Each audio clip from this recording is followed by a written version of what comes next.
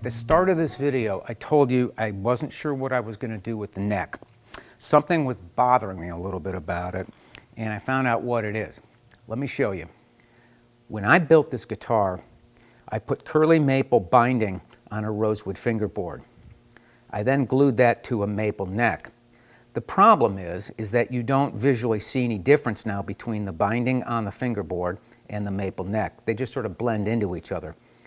I suppose in one sense that's not the end of the world, but I really would like to see a difference. I think a nice visual contrast is nice. If I had to do it over again, I wouldn't have bound the fingerboard. I just would have left it the dark rosewood to contrast nicely with the maple neck blank. What I'm going to do is going to seem counterintuitive, but it's also to give you a little bit of instruction on how to do a little bit of coloring or sunburst. I'm actually going to tape off the fingerboard binding, and then I'm going to do a light sunburst on just the neck blank. To darken the neck blank, then you'll see a nice fingerboard binding. I'm going to do a very simple sunburst type of color.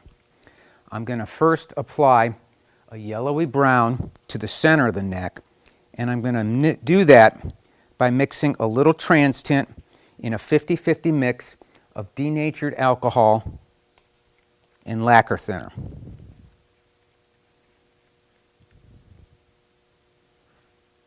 I just want a very light brown color. The second color is going to be a little bit darker, and it's going to come in from the edges. It's going to be medium brown TransTint dissolved in the same mixture of 1/2 lacquer thinner and 1/2 denatured alcohol. Now, I'm judging the color on just a piece of wood here. I'm looking at this first color, this golden brown. It looks too dark for me, and the medium brown might be a little bit light. So I'll add a little bit more medium brown, and what I'm going to do is I'm going to have to dilute the golden brown. So what I'll do is I'll pour a little bit of the golden brown in a cup, and then I'll add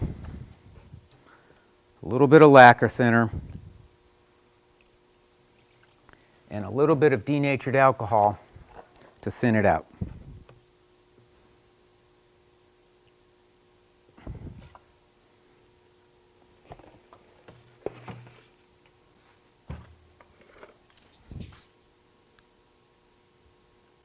Much better.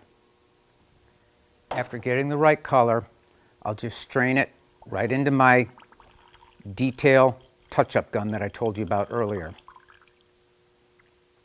This is a gun that has a much smaller cup on it and a much smaller focus spray pattern that I can generate.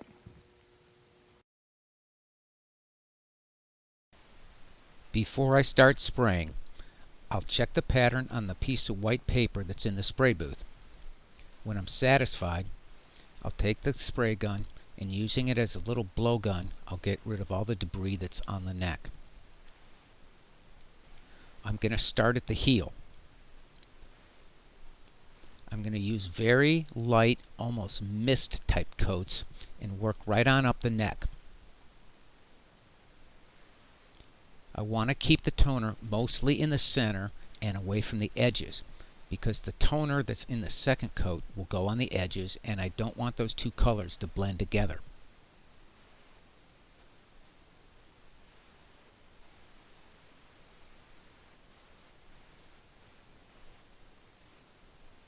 This is what it should look like after the first toner coat.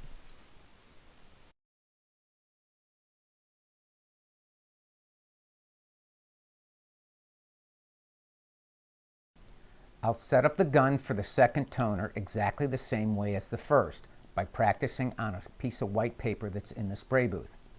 I've got the pattern set for a very fine, almost pencil point type of pattern, and I want to work on the edges of the neck first, right where the binding meets it. I want to get those edges dark up around the top, at the top of the peg head, and then down the other side.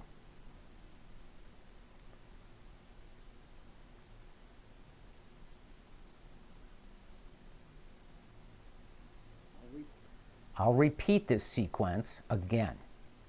I'm working it exactly the same way, except I'm feathering in the color a little bit more towards the center of the neck this time.